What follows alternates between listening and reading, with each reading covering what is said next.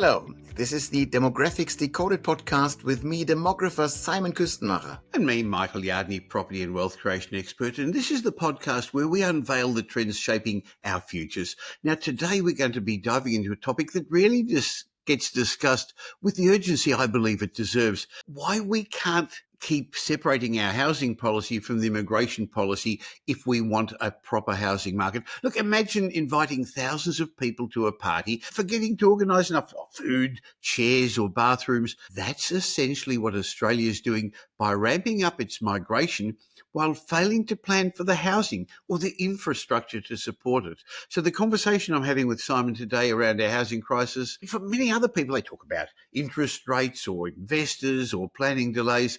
But I think there's a critical dimension that's missing, Simon. Australia's housing and migration policies are completely out of sync, aren't they? Yes, and it's kind of nonsensical when you look at it from afar. You go, surely these are all government policies that should go hand in glove, that should be interconnected, but they are not. And part of this might be to blame by us saying migration policy, that's clearly a national, a federal topic, and then the states, they have to solve their housing issues themselves. So there's a bit of a disconnect there. So you can always shift the blame for the not interconnected policies to another level of bureaucracy, which is quite comfortable as a decision maker. But really, it is, I feel like a broken record saying this. We must align those policies to for the best of the country. Well, if not, it's created the perfect storm for housing unaffordability, rental stress, and infrastructure bottlenecks. So, Simon,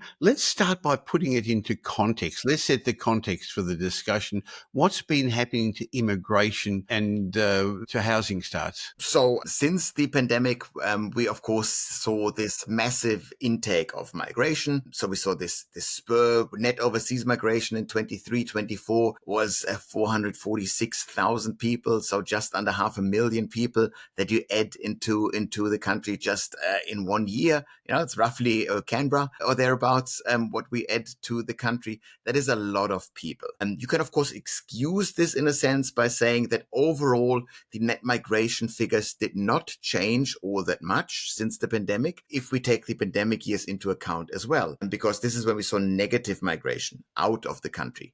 And so the years since the pandemic compared to the equal amount of time before the pandemic, we pretty much have the same amount of net migration, which is still high. So we are definitely a migration nation. We definitely taken heaps of migrants. So anyone criticizing the migration system has that on their side to say we take in heaps of people. That's definitely happening. The problem, of course, is that if we take in more people, that shouldn't be as much of a problem if we create, in an equal amount, we create new houses and new infrastructure. That, of course, we haven't done. So we have now probably 2 decades worth of allowing population to grow at a faster rate than we add housing or infrastructure. That wasn't a problem in the short term because a system like a country or a city can take in quite a few additional people without creating too much immediate pain, and plenty of people actually benefit from this. So if you shorten the supply of housing artificially, so to speak, then investors into property, they like this because their investments, they do rather well. Homeowners on paper, of course, also like the idea of their property going up rather than down in price. So there is still lots and lots of people who do not complain about this.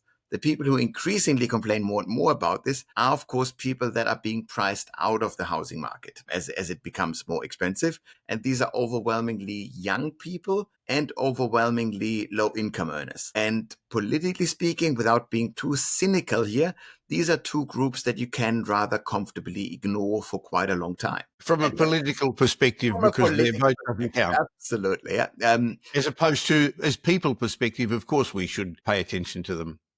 I guess we haven't been building enough accommodation, Simon, for a number of reasons. We had a building boom in 2016, 17, and since then we haven't been building anywhere near as many apartments or houses as we did way back during that boom. And over COVID, there were the restrictions. And then since COVID, there was also significant cost blowouts, labour shortages, planning delays, and finance costs. Finance costs a lot more. So it's not financially feasible to build all the apartments that the governments, both state and federal, are wanting us to build, Simon. Exactly. So, which is why I'm not too happy with the simplistic narrative that it's all the greedy property developers who drive up the price. The property developers are overwhelmingly rather simplistic in their business needs. Build whatever you ask them to, and then they charge 15-20% on top of that. That's what they do. So, of course, technically speaking, they like higher house prices rather than lower house prices, because 20% of a $100 million build is much more fun than 20% on top of an $80 million build. If you build an apartment complex or something like this, fine. But ultimately, they don't care what is being built or how expensive housing is, as long as they add more supply to it. But if the building costs, if the financial costs don't stack up for an investor, the developers are not going to build them housing, because somebody needs to finance the whole show. And so there are fewer projects that are feasible. Yes, if you build super sexy luxury type apartments, that's fine. There's still buyers out there for this. Yeah? The fancy downsizer apartments in Noosa or the Gold Coast, they find their market. That's fine. But if you say, why can't we have affordable, family-sized apartments in the inner and middle suburbs of Sydney and Melbourne? I was like, well, because it doesn't stack up financially. Well, interestingly, some recent analysis from the Housing Industry Association showed that property taxes have quietly become the biggest contributors to housing unaffordability. In fact, the government takes more from the sale of a new home than the builder, the developer, the land seller, and the banks all combined. It's suggested that in Sydney, regulatory costs account for close to $300,000 of the value of each property. It's less in Melbourne, where it's $156,000, and Brisbane, where it's $125,000, a bit less than the other states. But it's all the costs along the way that are sort of hidden. Levies, taxes, charges, all along the way. Interestingly, the HIA study showed that for a typical 30-year mortgage, for the first 15 years, you're paying off government taxes more than anything else, Simon. Yeah, that's because government navigated itself into a certain corner. And so we can look at the estates first, which are the guys who collect stamp duty, for example. Like, you are taking in more and more money based on stamp duty year after year. This is how you make money. And so the state goes, well, we are both in Victoria, the broke state. And of course, they are now taking more and more stamp duty each year, collecting heaps there because they need the money. And so they're hooked on property as an immediate income source. And to wean them off this would mean that you completely transform the tax system so that the state can take money from elsewhere. We would still be taxed in some way or form, but not through property. Maybe it could still be property if we kill stamp duty and we introduce a land tax, for example. Then it would still technically be speaking a property tax, but it would come in different increments, and they would make the initial housing much cheaper, and it would encourage right sizing for retired people that live in a big house and still pay big tax. They'd go, well, you'd encourage those people to move into a smaller property so that this family-sized house becomes available. That's one option. But so I think the punchline is the state is hooked on stamp duty, and we try to wean them off it. Well, let's look at the federal government. They are also addicted. The federal government is addicted to income tax. More than half of the tax that the federal government snatches up is income tax. So that means what is called the dependency ratio, the ratio between the working population and the non-working population. That gets ever smaller. That means we have fewer workers that produce wealth in this country for an ever larger share of retirees and, well, also younger people that don't work, kids just yet. And so, well, what do you do then if you need half of your income, half of your tax to be income tax? Well, bracket creep is one wonderful tool of doing this. You don't change the tax brackets, you don't adjust them to inflation. And so even lower and middle income workers end up paying more tax, and they keep a smaller share of their income, that they keep a smaller share of that. And so you go, well, that means the federal government, who is hooked on income tax, they're also hooked on migration, because they couldn't possibly slow down migration, because then they minimize the number of income taxpayers. And we're already bleeding the workers dry. Okay, so we have a federal government that essentially knows that migration will be high. And then, of course, we have a state government or state governments that know that they need to make all their money with stamp duty. And this is a system we were too afraid to touch it, too afraid to make major reforms here. And so we just had this thing get worse and worse at small increments for 20 years. And you go, well, where is some sort of breaking point? What would a breaking point look like? But definitely it leads to stark social discontent in the people that are hit by it, meaning low income earners and young people. In fact, a short while ago, Simon, when I talked about how much the various state taxes and total taxes were for property, I underestimated the total value. In fact, it's actually more than half the value of the property. I only gave some smaller figures, but there are infrastructure charges which tend to be local, because you were talking about state taxes. There are statutory taxes, the stamp duty, and there are regulatory costs as well. So they all add up. Many years ago, the local governments used to provide the roads, the sewers, the parks, and nowadays all that's required to be funded by developers, because the local governments can't afford it. And that's added to the cost of construction, isn't it? But just to go back over previous shows, and I know we've got lots of people who are watching this, listening to this, who are regulars, but every month, every week, we get lots of new subscribers as well. There are previous shows where you have discussed why we need migration more than just the government requiring taxes. So can you give us maybe a little summary? And I'd love people to go back and listen to previous shows as well to understand that. But migration is not going anywhere anytime soon, is it? No, because we, like most Western countries, are aging rather quickly. So that means we have an ever larger share of retired people and then elderly people as well who need care, who still consume stuff. So they need a big workforce to support their consumption, and that they need this big medical system to keep them well in old age. So that drives up the demand for workers. And all the while, we are now about to retire this gigantic baby boomer generation. And as they retire, and we lose a big chunk of the workforce. And so we need to grab more people to fill those spots that the boomers leave behind. And we don't have enough young Gen Zs who enter the world of work at the other end of the spectrum. So we need to supplement this with migration. That's good. So migration in that sense really solves our workforce and demographic issues quite nicely. And so you go, well, cool. So let's keep migration high, but that means we need to fix the problems that migration creates. And migration does create problems on the housing front, as we just discussed. And ideally, you would be very open and upfront with your population about why you need migration.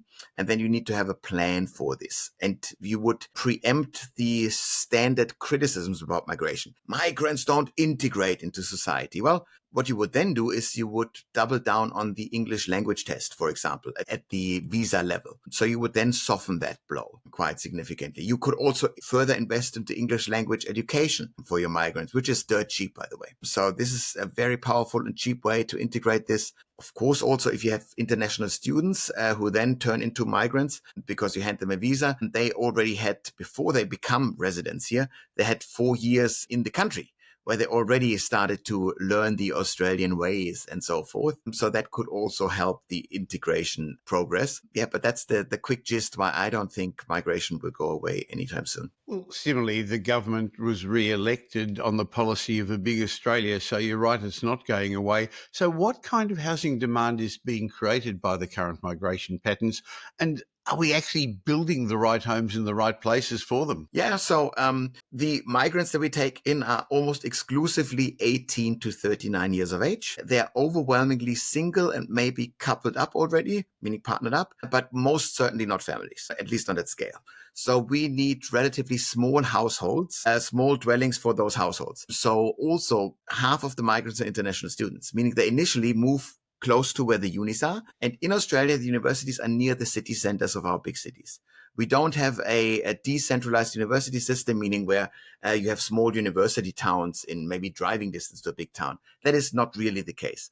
So that means new migrants almost exclusively move near the inner cities, near the one address that they know about when they come to Australia, either their uni or the place of work. So to make sure that all of those migrants are housed, we need relatively small, high density dwellings in the inner and maybe even middle suburbs. That's what migrants demand.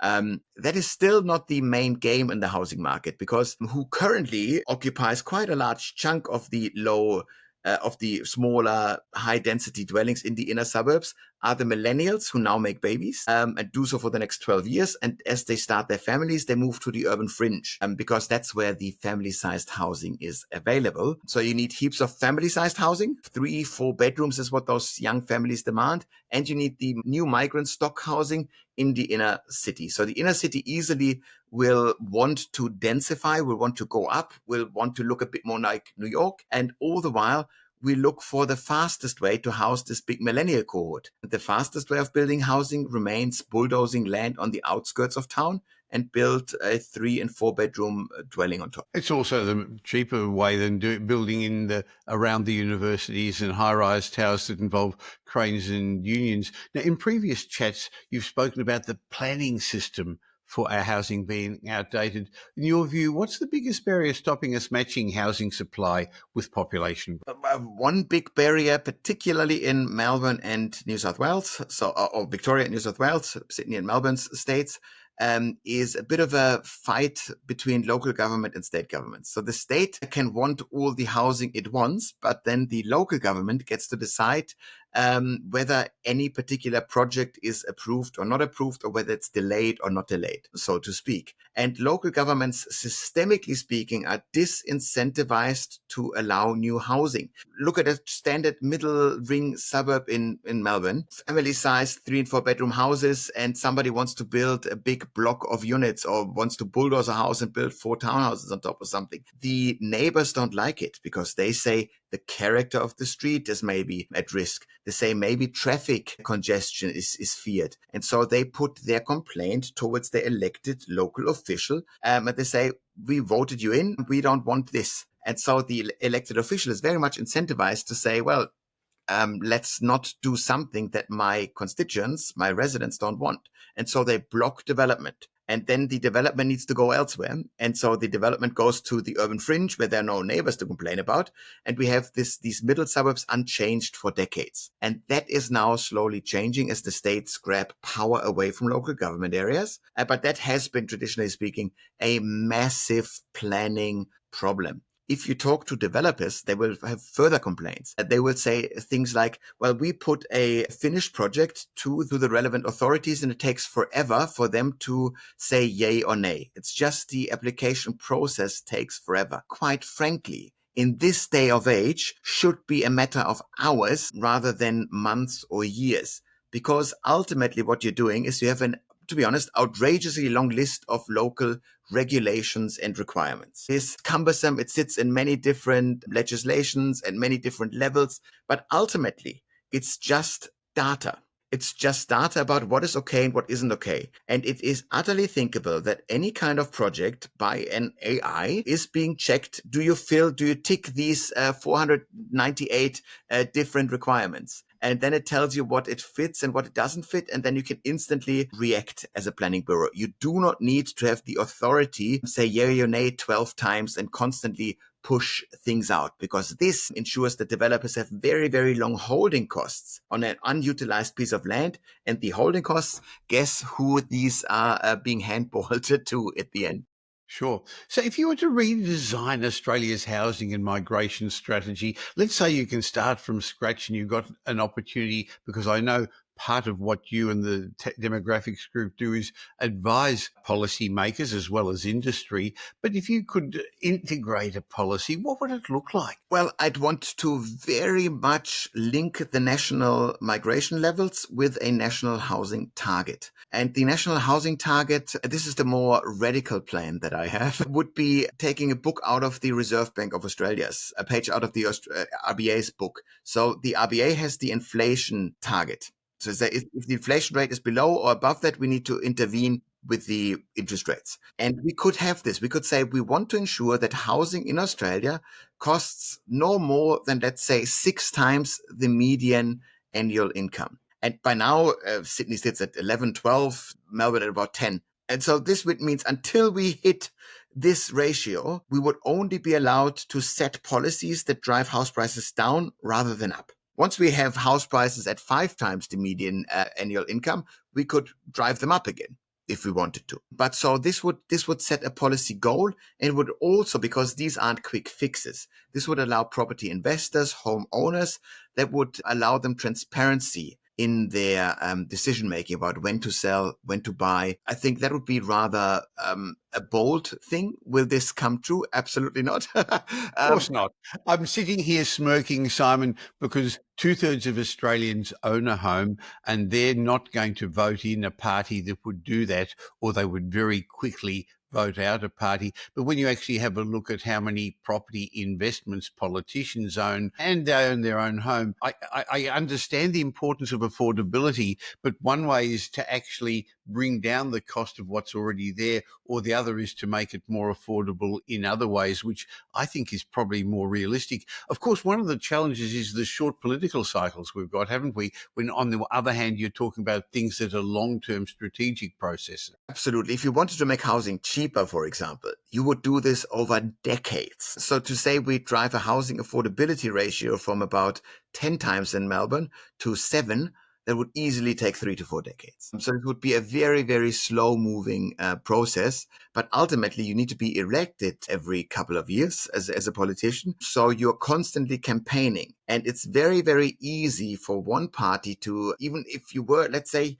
you were one of the 2 major parties who wants to make housing cheaper. That is your sole goal. All the other party needs to do is just be nice and quiet. And then the 3/4 of the voters that own a house, it's even higher amongst voters, the home ownership rate, they will just vote in the other party, regardless of whether they feel more aligned with Labour or Lib. Then their own self-interest will be bigger. So the political setup as it is right now would tell me that any major housing reform or any major systemic driving down of house prices is unrealistic for the next 5 to 6 elections, which is 15 to 18 years, which is roughly when we have so many baby boomers left the voting role because they died, and being replaced by so many young people who will definitely not own a home, that the power dynamics might shift and the policy agenda might shift. But in the short term, that is not the case. In the short term, you would pull other levers to make sure that the housing policy is more favorable. We then talk about stuff like fast tracking planning and approvals. This is where I'm saying this should not be sitting there by understaffed local government areas anymore. That is scandalous. Technology can do it right now. We should technology let it be involved in there, and approval should be done within a week max. Now, I think another area is infrastructure planning, because we're talking a lot about houses, roofs over our heads, but really if we've got all these extra people, what about schools? What about roads? What about transport and hospitals? Interestingly, I was thinking about a conversation we had in one of our previous shows about religion and how a lot of the younger families now are not as religious, but I was talking to somebody about this in Church Street, Brighton, as we were having lunch. And the reason it was called Church Street is because there's a big church at the end of the street. But if you go to the outer suburbs, you're not seeing a lot of houses of worship there anymore, are you? It's a very different atmosphere. Half of the population in Australia, rule of thumb, doesn't follow any kind of religious belief, and the remainder is spread across a multitude of faiths, which is good. We cater for this. We are a very welcoming society there. That's positive, but it means that the social cohesion function of religion, that doesn't help there anymore. It also means that the church isn't as big of a player to provide social housing, for example. That's too much for them to carry as well. But in terms of infrastructure planning, for a little while, during the pandemic years, when we weren't sure whether we recover our economy after the pandemic, these states actually did write much more infrastructure planning into their budgets, which they then quietly all cut out again afterwards, because they quickly realized that recovery was possible. But they also realized that if we now finally add the infrastructure that we neglected for 20 years, we bastardize, we jeopardize the workforce that would build residential property. And so you then further worsen the housing crisis by building infrastructure. So it's a fine balancing act there as well. And of course, we're not in a country where the states kind of follow any kind of strategy or they align calendars, whether they want big public works or not, because then if all of the states announce big public works, the workforces get completely sucked up. So you suck dry the residential sector. And if all states do this, you further add to the housing costs. It also affects how the budgets of the states. Just have a look at the infrastructure costs that have blown out in Victoria and the Victorian state budget. On the other hand, Queensland is going to be investing a lot in infrastructure with the Olympic Games coming up, Simon. Now, we know that the government has said they've got a policy that they want to build 1.2 million new dwellings over 5 years, and many of them medium density and high density apartments, and they're saying they want them affordable. Well, I'm not sure that actually is easy to do. We're seeing fewer apartment completions and more low density housing because, as you said, it's quick, it's fast, it's cheap. How's this impacting urban planning and infrastructure pressures? Well, it'll drive up the infrastructure costs. So the reason why any urban planner across the country, pick a random urban planner, they know what story they will tell you. They will tell you that we need to densify our sprawled out cities. We need to stop the sprawl. We need to only grow our cities by infill development. That's where we bulldoze two quarter-acre blocks and we build like 6 townhouses there. That increases the population density. We need to double down on medium and high-density dwellings, even in our middle suburbs. That is best urban planning practice because we utilize the existing infrastructure better and so forth. The problem, of course, is that this is financially not stacking up. It is much cheaper to build housing on the outskirts of town by a factor of 3. So the cost of a square meter of housing on the greenfield site of Logan in Brisbane or near Brisbane is about $4,000 a square meter. It's 3 times $12,000 if you build a medium high density dwelling in Fortitude Valley in Brisbane. And that's rough. So that just means financially speaking, it doesn't stack up to build those higher densities. So why would you build? Rather, you build further out. That's cheaper in the short term, and Melbourne will be very proud of further driving down house prices left, right, and center, making sure that we add more housing stock in Melbourne. But you also increase the infrastructure backpack that you carry year after year. So you have an ever increasing ongoing infrastructure cost with it. So in the long term, it is terrible, but in the short term, it is providing much needed relief. And of course, if these things aren't centrally managed, then you don't know where to pull. Do you want short-term pain? Do you want long-term pain? What do you choose? And so far, we just let the market run its course, and we choose to not have. Seems like we've got pain on both sides at the moment, Simon. Can we get any lessons from overseas? Are there other countries that have successfully aligned their housing and migration policy? Well, it's quite easy to find the opposite problems where we have countries that failed to do so. You can do it better, of course. So Australia has a couple of countries to look for, but sometimes these are small countries with a lot of money and a lot of centralized planning. We always point to places like Singapore, a city-state that very strategically uses migration, and they hand out lots and lots of temporary visas. So they have this rolling stock of temporary workers going through. It's very hard to get a permanent visa. So they weaponize their visa policies a bit more. We're not doing this as much. What do we want to do? We don't have a national migration strategy, so to speak. We're not actually aligning the demographic strategy of how old do we want to be? Where do we want to get our money from? We take international students in because they create a bucket load of money. Very, very helpful for the state. But of course, they want housing. And of course, they kind of have an impact on how universities operate and function. There are impacts there as well. And what do we do? Who do we look to as good case studies is a wonderful question. And so far, we have not found a country to look to where say we just emulate this. Canada doubled down on population growth massively. Now they had they're 35 million people or thereabouts, and they have this project Canada at 100, where they say we tripled the population to 100. Now on the back burner again, but they were bold enough in thinking in these type of terms, and we are not. We still pretend that we are not growing at 400,000 people a year.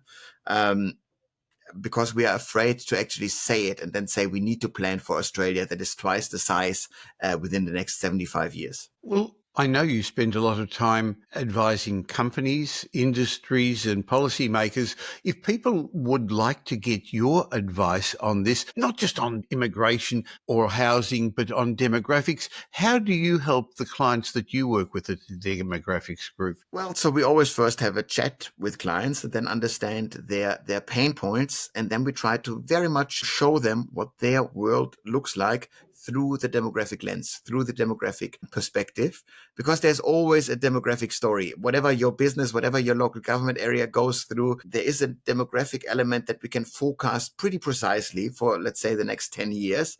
And we can then tell people how to adjust their marketing, their product offering, or in terms of a local government area, what they need to brace themselves for, so to speak. So it's quite astonishing how precise demographic forecasting can be in a country like Australia that operates a very, very predictable migration system. We are surprisingly stable in the statistical long term in terms of what we do. I think it's also benefited by the fact that we've got a lot of data from the census that gives you information to work on, Simon. Absolutely. Data in Australia is much better than it is in the vast majority of places across the world. Like nothing in Europe comes close. The US is well behind what we do. Most Asian states, maybe Singapore is great, but they don't come nowhere near what we have. So we Well, I'm really, going to leave a link in the show notes to your team at the demographics group. And if somebody's interested in having you consult to them or speak to their organisation, they can get in contact with you. But just to conclude what we've been talking about,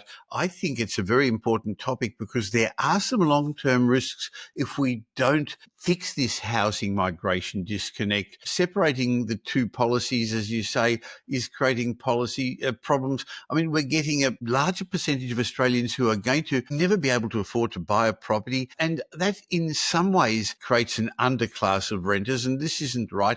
We shouldn't have social unrest as affordability erodes, not in a country like Australia. And it's also continuing to cause concentration of population growth in a number of cities. And that's worsening the infrastructure bottlenecks. In other words, our national prosperity is at risk, not just a property problem.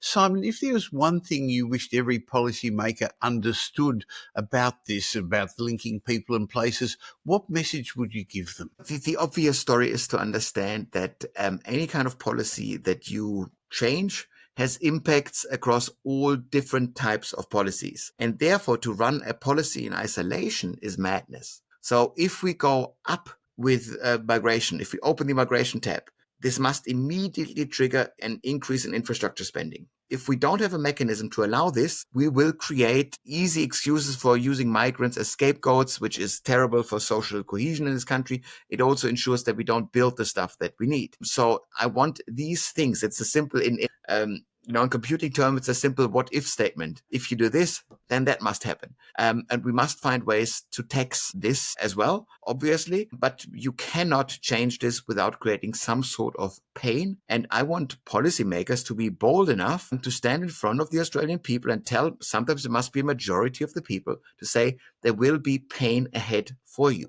And I think the Australian people, more than any other type of people that I came across with, are capable of doing this, are willing to take a hit, a short-term hit, to make sure that life is better in the long term. Sure. Do the easy things now, you're going to have a harder time later. Do the harder things now, and as a nation, we'll have the easier time later. So there we have it, a deep dive into why Australia's housing and migration policies can no longer operate in isolation. As we've discussed, migration does bring enormous benefits culturally, socially, and economically. But when we fail to plan where all those new Australians are going to live, we're setting ourselves up for a housing crisis that punishes everyone, renters, home buyers, and even investors.